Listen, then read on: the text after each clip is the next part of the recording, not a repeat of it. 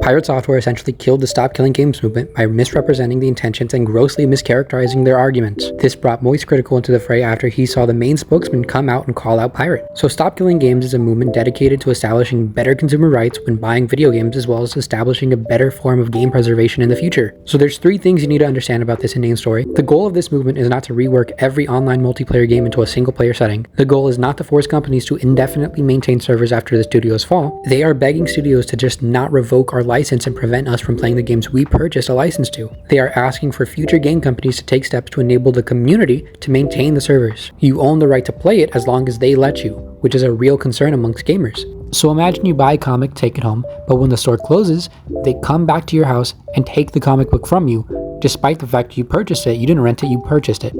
For example, everyone is talking about Ubisoft's The Crew, because what happened is after they released The Crew 2, they locked everyone from playing the game despite having a fully functional single player option, which is very blatantly anti-consumer rights and what Stops Killing Games intends to establish laws for.